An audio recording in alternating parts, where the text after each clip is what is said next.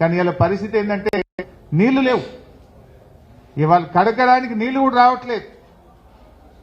ఏం చేస్తున్నారు? వరద తగ్గి దాదాపు 48 గంటలైనా ప్రజల్ని ఆదుకోరా? అన్నం కూడా పెట్టడంలో ఫెయిల్ అయిపోయింది ఈ ప్రభుత్వం. కనీసం ఇంత భోజనం ప్యాకెట్లన్నా పంపాలి కదా. మీరు బియ్యం ఇస్తే వండుకునే పరిస్థితి లేదు. ఇంట్లో దాదాపు ఒక అడుగు మోకాలు లోతు బురద ఉన్నది ఇళ్లలో. నీళ్లు ఏవైతివి ఆ బురదను తీసుకోవడానికి వాళ్ళు నానా తంటాలు పడుతున్నారు. కట్టుకోవడానికి బట్టలు లేవు, కరెంటు లేదు, నీళ్లు లేవు. బియ్యం ఒక 5 కిలోలు ఇచ్చిపోతే వాళ్ళు ఎట్లా వండుకోవాలి, ఎట్లా తినాలి?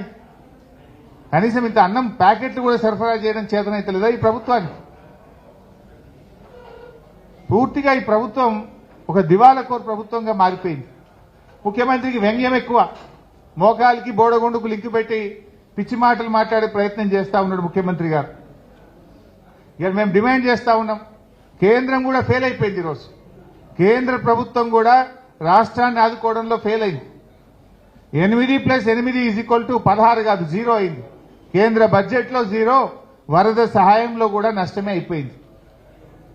ఏమైంది? కేంద్రం నుంచి ఎన్డీఆర్ఎఫ్ బృందాలు ఎందుకు పంపలేకపోయారు? కనీసం ఒక హెలికాప్టర్ని ఎందుకు పంపలేకపోయారు? ప్రాణాలు కాపాడడంలో రాష్ట్ర కేంద్ర ప్రభుత్వాలు ఫెయిల్ అయిపోయినాయి.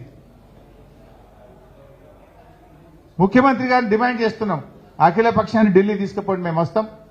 ప్రధానమంత్రిని నిలదీద్దాం, పదండి. ఎందుకు మన రాష్ట్రానికి సాయం చేయరు అడుగుదాం. అఖిల పక్షాన్ని ఢిల్లీకి తీసుకుపోండి. అన్ని పార్టీల వాళ్ళు వస్తాం. బీజేపీ వాళ్ళు వస్తారా రారా ప్రజలు చూస్తారు వాళ్ళ సంగతి. అంటే ఇలా రాష్ట్ర కేంద్ర ప్రభుత్వాల నిర్లక్ష్యానికి ఖమ్మం మహబూబాద్ జిల్లా ప్రజలు బలైపోయింది. ఈరోజు ఎంత వాళ్ళ కళ్ళలో నీళ్ళు వస్తున్నాయి వాళ్ళని చూస్తుంటే.